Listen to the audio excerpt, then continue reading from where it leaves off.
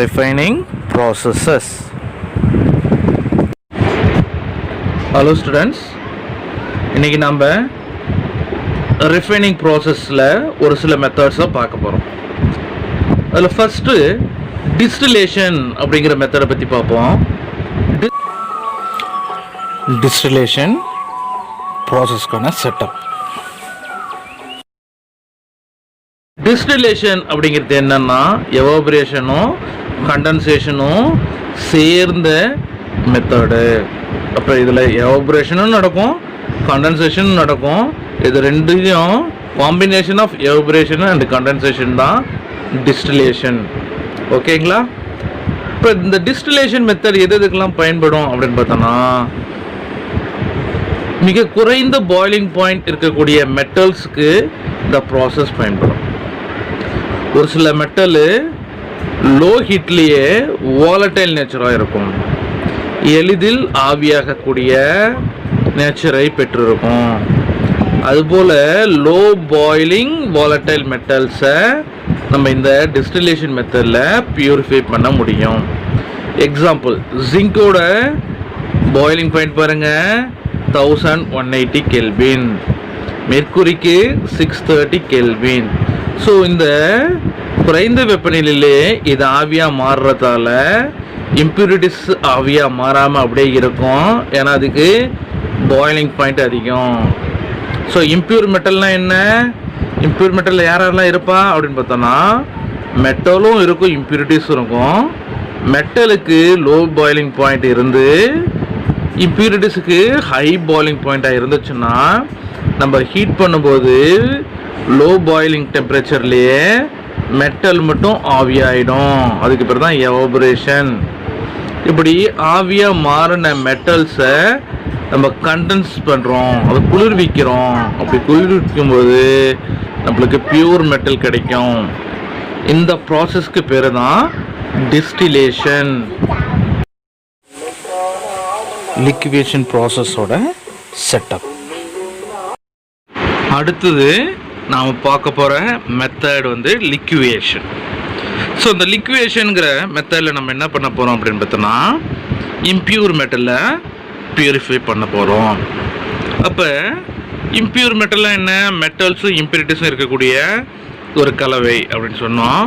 அப்போ இந்த liquidation method எதுக்கு பயன்படுதுன்னா, மெல்டிங் பாயிண்ட் குறைவாக இருக்கிற மெட்டலை மெல்டிங் பாயிண்ட் அதிகமாக இருக்கிற இம்ப்யூரிட்டிலேருந்து பிரிக்க இந்த லிக்விடேஷன் மெத்தட் பயன்படுது. ஓகேங்களா? லிக்விடேஷன் மெத்தட் எதுக்கு பயன்படுது? லோ மெல்டிங் பாயிண்ட் இருக்கக்கூடிய மெட்டல்ஸை ஹை மெல்டிங் பாயிண்ட் இருக்கக்கூடிய இம்ப்யூரிட்டிஸ்லேருந்து பிரிக்க பயன்படுது. Some of the metal and மெட்டலோட மெல்டிங் பாயிண்ட்டை கொடுத்துருக்கேன். டின்னோட melting point 904 kelvin, lead 600 kelvin, mercury 234 kelvin. So இதெல்லாம் வந்து இந்த மெத்தடில் பியூரிஃபை பண்ணக்கூடிய மெட்டல்ஸ். ஸோ இந்த லிக்விடேஷனுங்கிற மெத்தடை பயன்படுத்தி நம்ம இந்த மெட்டல்ஸ்லாம் நம்ம பியூரிஃபை பண்ண முடியும். ஓகேங்களா? அப்போ லிக்விடேஷனுங்கிறது எப்படி நடக்கும் அப்படின்னு பார்த்தோன்னா, அதோட டயக்ராம் இங்கே இருக்குது. இதுதான் லிக்விடேஷன் ப்ராசஸ். ஸோ நம்ம என்ன பண்ணுவோம், இம்ப்யூர் மெட்டலை இதுக்குள்ளே கொட்டுவோம். ஸோ இந்த இம்ப்யூர் மெட்டலில் கொட்டும்போது இது வந்து ஒரு ஸ்லோப்பிங் சர்ஃபேஸு. ஸோ இதுக்கு கீழே என்ன இருக்குது? ஃபர்னேஸ் இருக்குது, ரிவர்பரேட்டரி ஃபர்னேஸ் இருக்குது. அப்படி இந்த இம்ப்யூர் மெட்டலை இதுக்குள்ளே கொட்டும்போது இங்கே நம்ம ஹீட் பண்ணுறோம். ஸோ இந்த ஹீட்டில் இங்கே இருக்கக்கூடிய மெட்டல் மட்டும் உருகும்.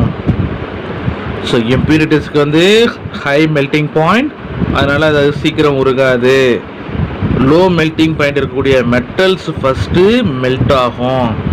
மெல்ட் ஆகி உருகி அப்படியே வந்து நம்மளுக்கு தனியாக இங்கே கலெக்ட் ஆகும். ஓகேங்களா? ஸோ லிக்விடேஷன் ப்ராசஸில் இம்ப்யூர் மெட்டலில் ஒரு ஸ்லோப்பிங் சர்ஃபேஸில் வைக்கிறோம், வச்சுட்டு ஹீட் பண்ணுறோம். அப்படி ஹீட் பண்ணும்போது நம்மளுக்கு இம்ப்யூர் மெட்டல் ஃபியூசிபிள் ப்ராடக்டை கொடுக்கும்.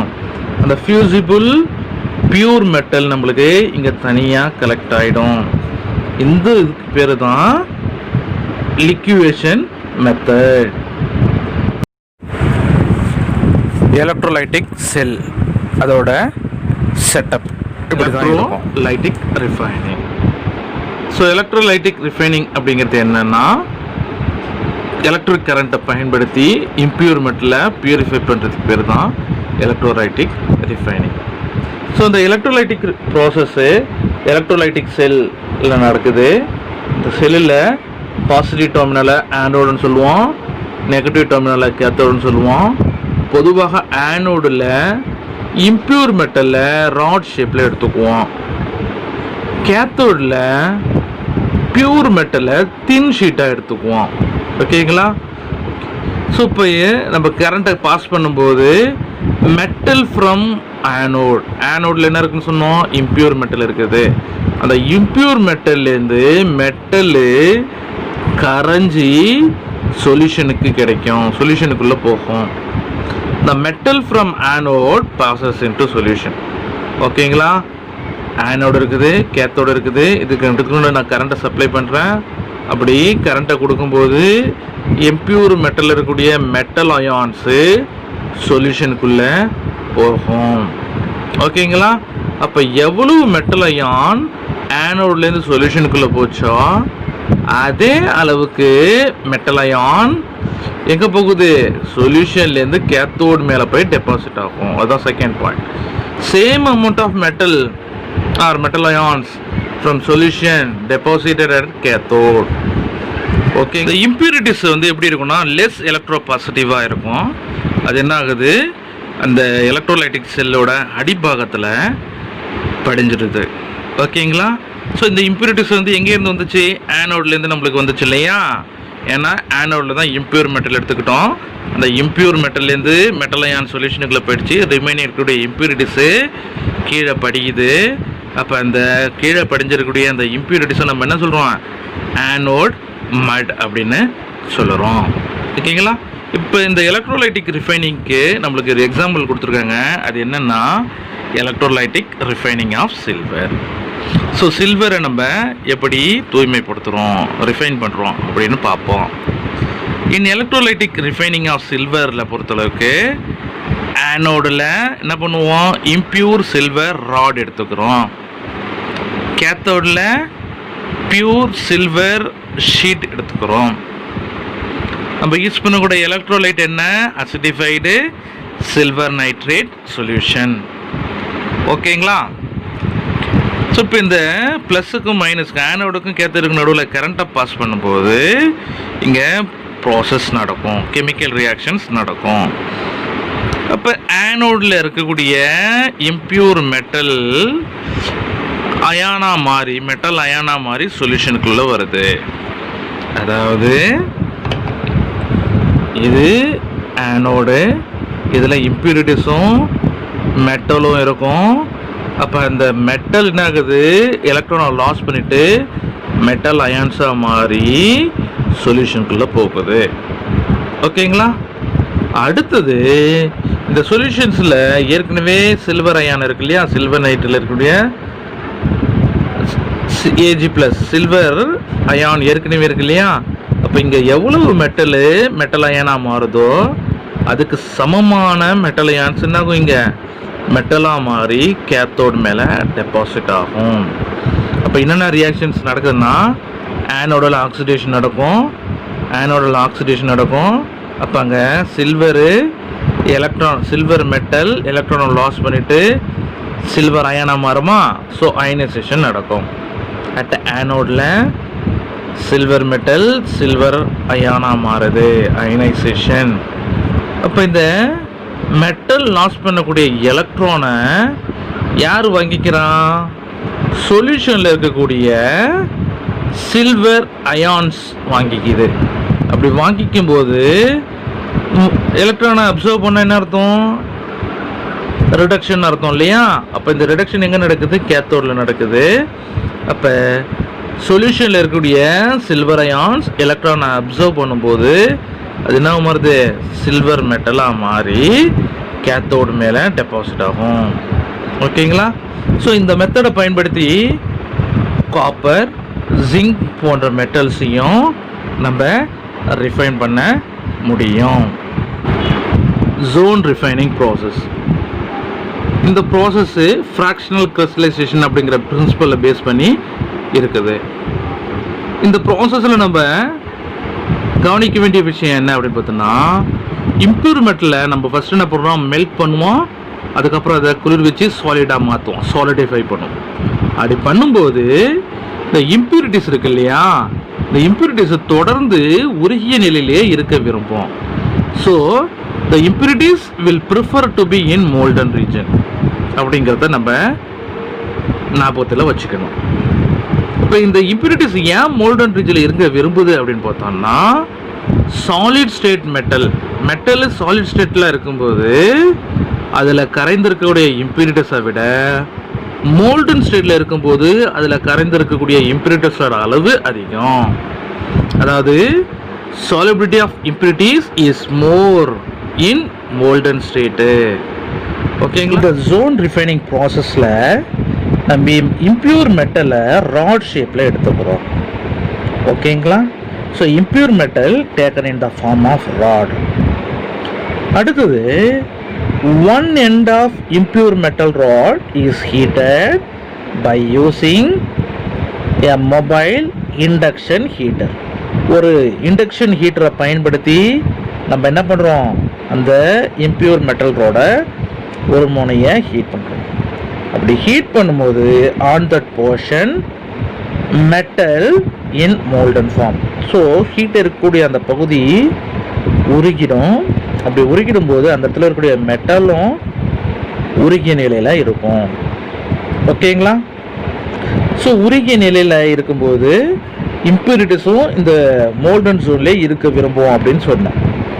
இப்போ இந்த ஹீட்டரை இங்கேருந்து பக்கத்து பகுதிக்கு நகர்த்தும் போது இங்கே ஹீட்டு குறைஞ்சிடும், இங்கே ஹீட் அதிகமாகும். அப்போ இந்த பகுதி என்னாகும், மெல்ட் ஆக ஆரம்பிக்கும். அப்போ இந்த பகுதி மெல்ட் ஆச்சுன்னா இங்கே இருக்கக்கூடிய இம்ப்யூரிட்டிஸ் இந்த பகுதிக்கு வந்துடும். அப்போ இந்த பகுதியில் வந்த இம்ப்யூரிட்டிஸு இந்த அட்ஜசன்ட் மோல்டன் ஜோனுக்கு வந்துடுச்சுன்னா அங்கே வெறும் பியூர் மெட்டல் மட்டும்தான் இருக்கும்.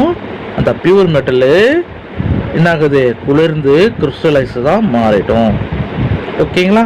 ஸோ இது போல் தொடர்ந்து நம்ம இந்த ஹீட்டரை அப்படியே தொடர்ந்து நகர்த்திட்டே போகும்போது ஒரு பகுதியில் இருக்கக்கூடிய இம்ப்யூரிட்டிஸ் அடுத்தடுத்த மோல்டன் ஜோனுக்கு நகர்ந்து போயிட்டே இருக்கும்.